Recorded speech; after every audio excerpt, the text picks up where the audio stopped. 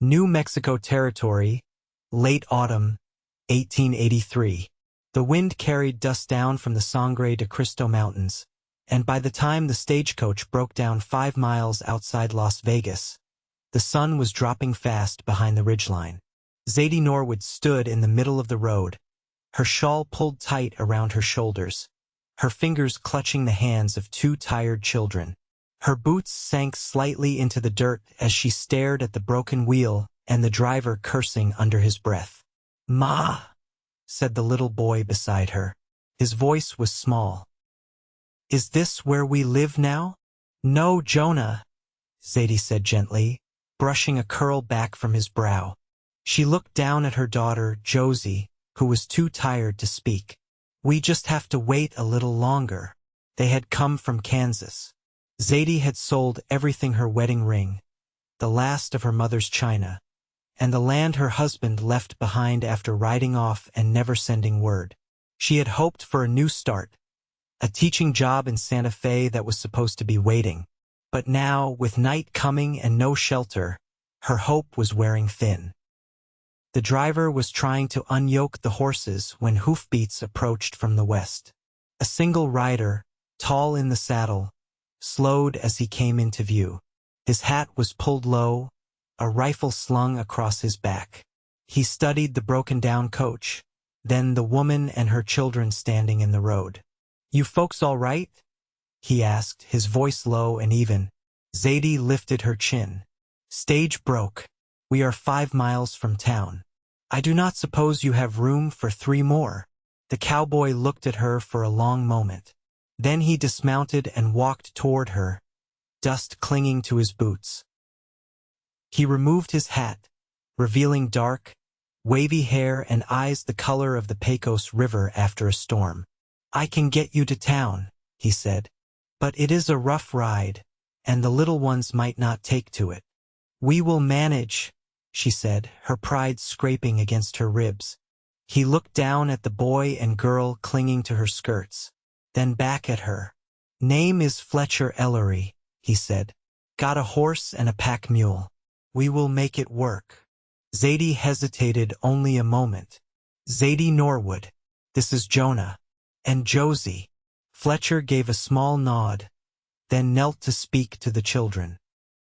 "You two ever ride a horse?" Jonah shook his head. Josie clutched Zadie's dress tighter. "Well," Fletcher said, "today is a good day to learn." He lifted Jonah with care, setting him on the mule's back and walking beside him. Then he turned to Zadie. "I will ride with your girl," he said. "You can ride my horse. She is steady." Zadie hesitated again but saw no better choice. She mounted, and Fletcher lifted Josie into his arms, settling her in front of him as he swung behind. She did not cry. She just leaned back against his chest like she had known him all her life. They rode into the dark, the cold creeping in fast. Zadie's back ached, her hands numb, but she kept glancing back at Fletcher and Josie. He kept one arm wrapped around the girl, holding her steady, whispering something that made her eyes close in sleep. They reached town as the saloons spilled lamplight into the street. Fletcher led them toward a boarding house near the edge of town. He spoke to the owner, paid for a room, and helped Zadie carry the children inside. "I will make sure they have something warm," the woman at the desk said, taking Josie from Zadie's arms. Zadie turned to Fletcher. "You did not need to do this." He shrugged. "Not about need. You were stranded, with kids. But you paid." He looked her in the eye. "I could not leave you out there." She studied him in the lantern light. He was dusty, rough around the edges, but there was something steady in his gaze, something honest. "I do not know how to thank you," she said quietly. "Do not have to," he said. "Just get some rest." He tipped his hat and turned to go. But then he paused at the door. "You got anyone waiting in Santa Fe?" She shook her head. "The job was filled by the time we got here." He nodded slowly. "If you need help finding work, I got connections with a ranch south of here. They could use a teacher or someone good with numbers. Why would you do that? Because you are trying, he said. And I respect that. Then he left. That night, while her children slept curled together on the straw mattress, Zadie lay awake staring at the ceiling. She had not been looked at the way Fletcher had looked at her. Not in years. Not even by the man who left her. The next morning, he was waiting by the steps with a sack of fresh bread and 2 jars of jam. You had no reason to come back, she said. He looked at her, calm and steady. If you are mine, he said, voice low and sure, I will give you my heart, my name, and my last breath. She swallowed hard. You do not even know me. I know enough, he said. Zadie blinked. And what is that? That you are brave and kind, and you fight for your kids. She stepped closer. You mean that? He nodded once. Every word. Jonah came out just then, tugging on her hand. Can he come with us, Ma? Fletcher smiled a little. If she will have me. Zadie looked at her son. Then her daughter, who had peeked out from behind the door. Then she looked back at Fletcher, her chest clenched tight with something she had not felt in years. I think, she said slowly, we would like that. He stepped forward, his hand brushing hers. Then let us start over. Together. And in her heart a spark caught fire. 3 days later, the dust hadn't lifted, but the mornings had turned brittle with the edge of oncoming winter. Zadie stood near the back of the boarding house. Her sleeves rolled past the elbows as she scrubbed linens in a tin basin. Her fingers were raw, but the rhythm of it steadied her. Josie sat nearby on a quilt, winding a cornhusk doll's hair with quiet focus, while Jonah helped the stableman haul water. From the alley, bootsteps approached measured, not hurried. Fletcher rounded the corner with a slow nod, a parcel tucked under one arm. I brought something, he said. Figured you could use it. Zadie wiped her hands on her apron. What is it? He unwrapped the cloth, revealing a worn reader and a slate. Belonged to my sister, he said. She passed when she was 16. Mama kept it boxed up all these years. Thought maybe your boy could learn on it. Zadie took the reader, tracing the faded name inside the front cover. Jonah's never had a proper book of his own. Well, Fletcher said, resting his hand on the fence rail. He does now. Zadie glanced at him, then at Josie, who had stopped playing and was watching them both carefully. You have family nearby? Just my uncle. He runs cattle out by Tecolote Creek. I bunk in the line shack when I'm not trail riding. It ain't much. She folded the cloth back over the slate. You don't owe us anything. I know that, but you're not a debt. Neither are they. She opened her mouth, then closed it. Something unspoken passed between them, sharp and fragile. She reached behind her and handed him a towel. Here, she said. If you're set on following me around, you might as well make yourself useful. He grinned, took the towel, and knelt beside the basin. She dipped another sheet into the water. They worked in unspoken rhythm, the scrape of wet cloth against tin the only sound for a long stretch. Your husband, Fletcher said finally. He leave by choice or by circumstance? Zadie didn't pause in her scrubbing. He stopped writing after the 2nd year. I waited 5 more. Fletcher nodded, his gaze steady but not prying. That's a long time to wait. I don't regret it, but I won't wait again. You shouldn't have to, he said. They finished the washing as the sky turned the color of old copper. Fletcher wrung out the last sheet, then stood and looked toward the horizon. You still thinking on Santa Fe? He asked. That dried up, she said. I wrote the headmistress again. No response. There's a widow down near the Pecos. Runs a ranch school for the ranch hands' kids. She's near blind now. I could write out, ask what she needs. You don't have to do that. I want to. Zadie watched him, her hands idle now. You always do what you want? Only when it's worth the trouble. She turned to Josie and called her in for supper. The girl came running, cheeks pink from the wind. Fletcher lifted her gently onto the porch steps as if she were spun sugar. Zadie lingered as the children settled inside. She looked at him, really looked, and saw more than just the man who'd pulled them from a roadside. She saw the patience in his hands, the way he never crowded her, the respect in his voice even when asking hard things. I'm not sure what this is, she said softly, but I don't have the heart to turn it away. Fletcher didn't answer right away. He just took off his hat, held it against his chest like something sacred. I meant what I said, he told her. Every word. She nodded once, then stepped inside.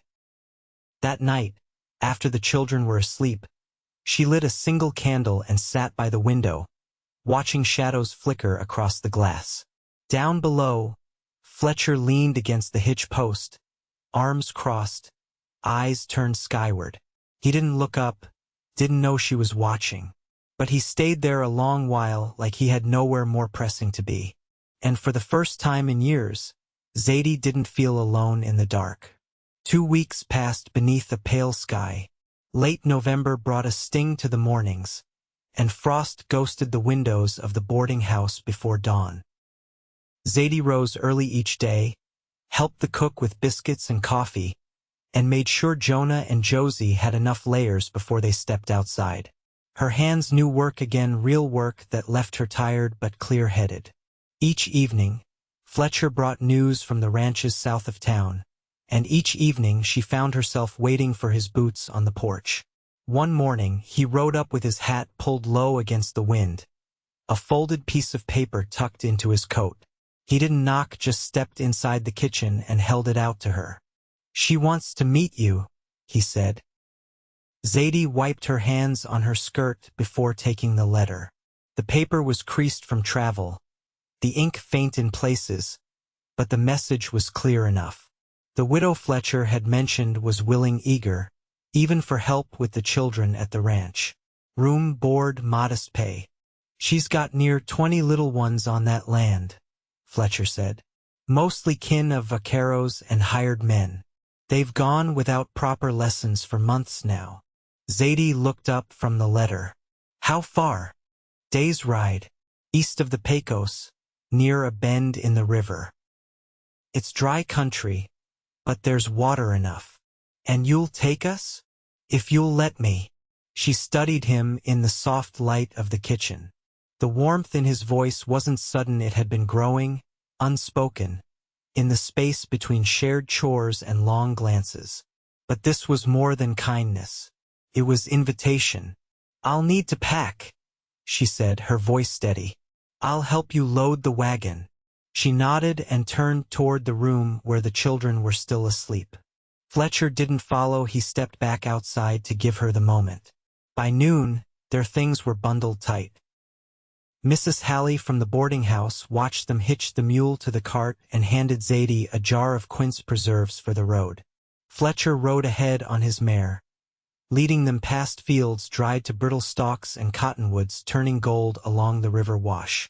Josie dozed against Zadie's side as the wagon creaked along, and Jonah counted jackrabbits in the brush.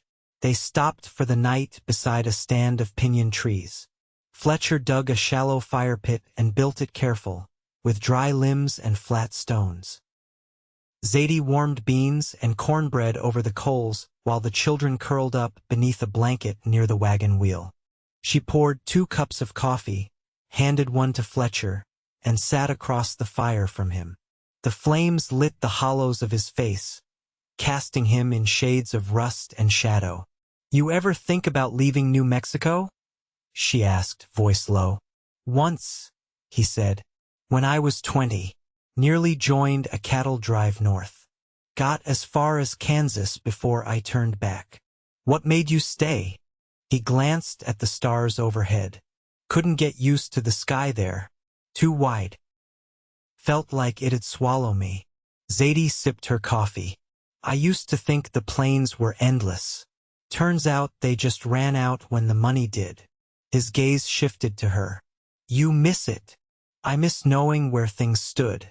Out here, everything feels like it's still becoming. Fletcher stirred the embers with a stick. Maybe that's not a bad thing. Becoming. She met his eyes across the glow. Do you think this what we're doing has a shape yet? I think it's taking one, he said. And I'm not looking to ride away. A quiet settled between them, not heavy but full. Zadie stood, walked around the fire, and sat beside him. Their shoulders brushed, and after a moment, she let her head rest lightly against his arm. I've spent years learning not to depend on anyone, she said. I won't take that from you. But you're still here. I will be if you'll have me. She didn't answer right away. Instead, she reached over and placed her hand on his, fingers lacing with gentle certainty. Fletcher turned his palm upward, holding hers like it was something he'd been waiting a long while to find. I meant what I said, he murmured, gaze fixed on the firelight dancing in her eyes. If you're mine, I'll give you my heart, my name, and my last breath. Zadie leaned in, the scent of pinyon smoke between them, and kissed him quietly, without ceremony, like something already decided. When they pulled apart, she smiled just faintly. I think, she said, it's time I stopped doing this life alone. He kissed her forehead, slow and sure. Then we'll build something honest. Together. Behind them, the fire crackled low, and the stars held their silence.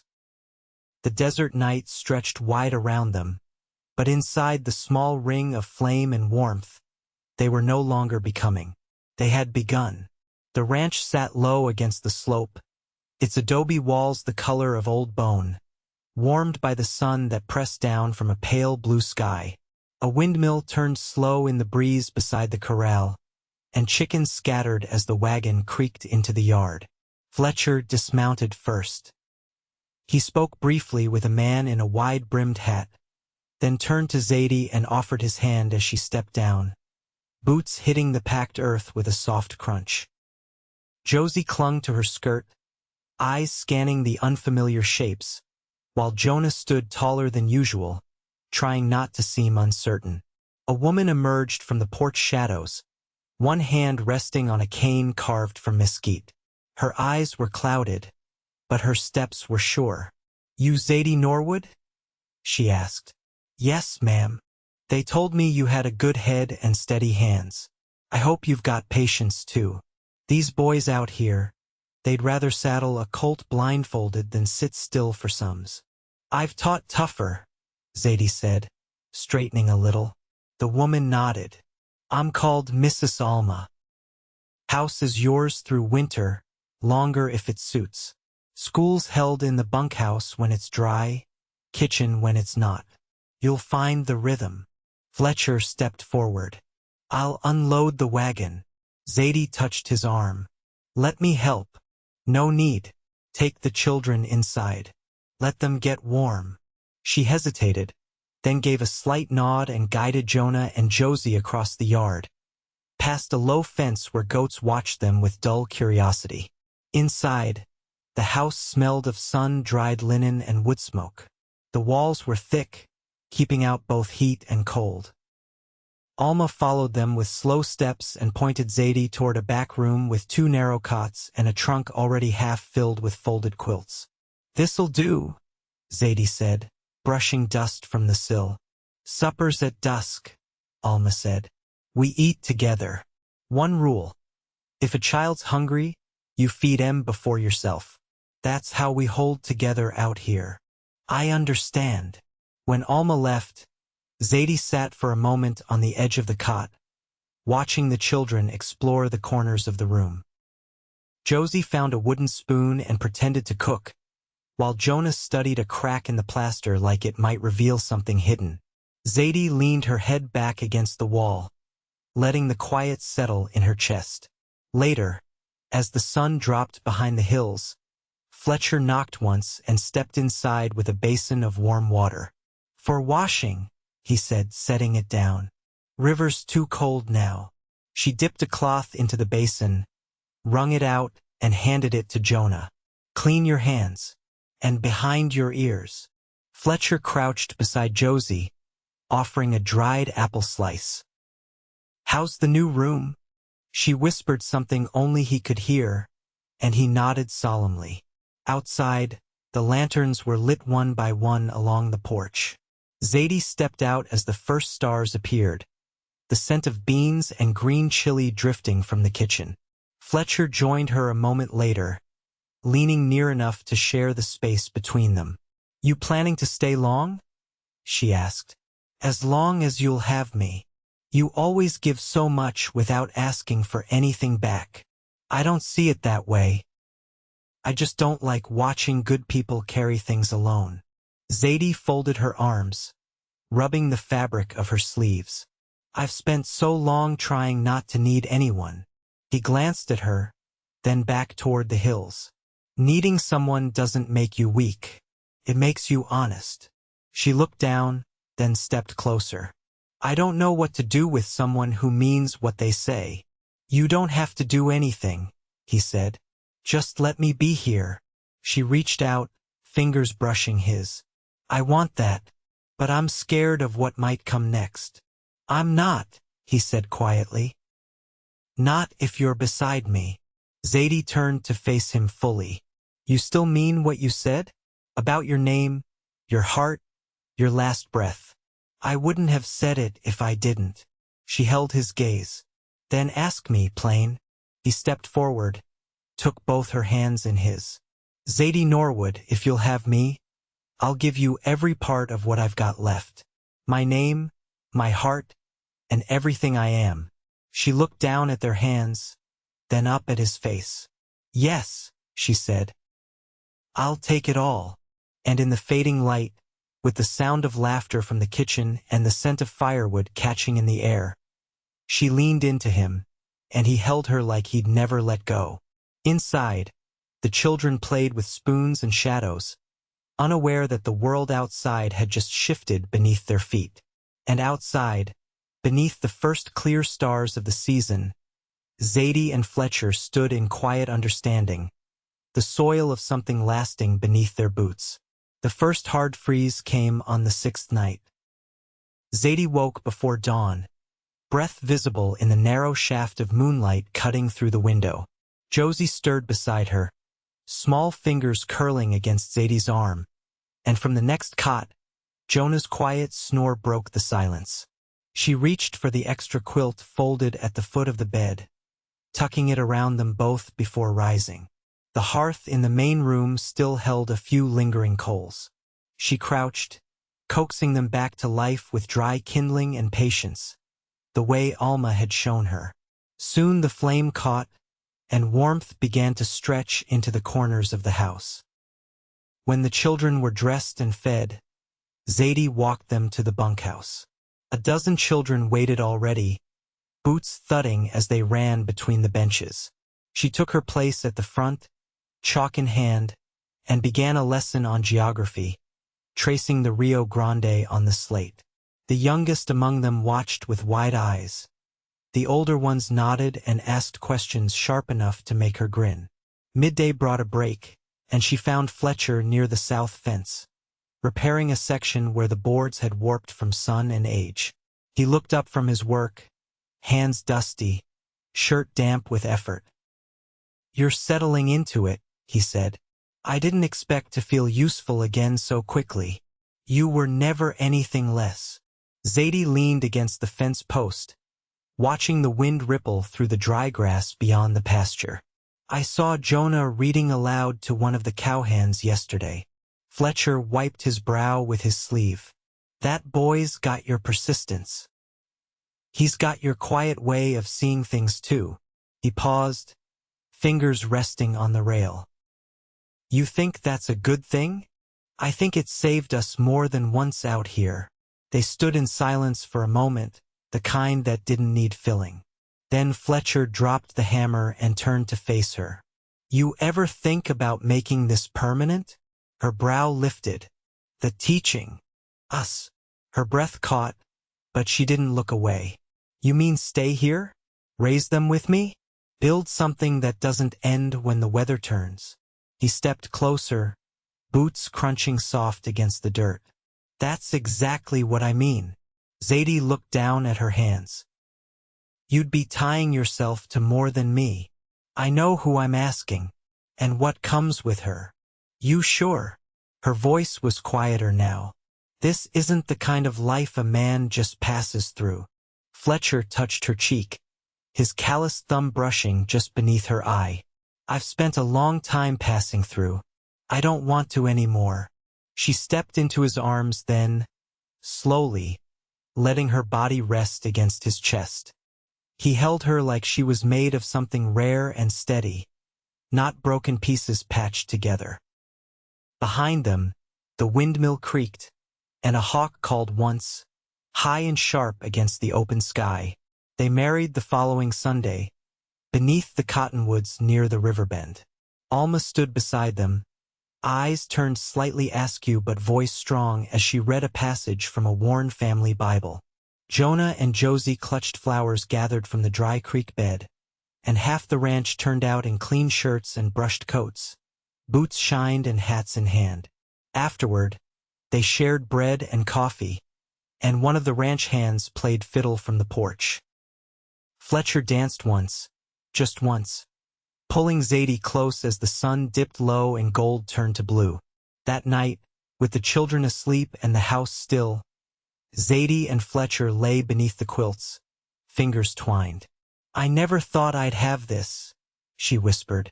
You do now, he said, and you'll have it every day I'm breathing. She reached for his face, traced the line of his jaw, and kissed him slow, with the kind of promise that didn't need words. Years passed. The ranch school grew.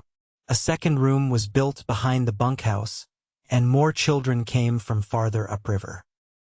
Zadie taught through dust and wind and drought, her voice steady, her chalk hand sure.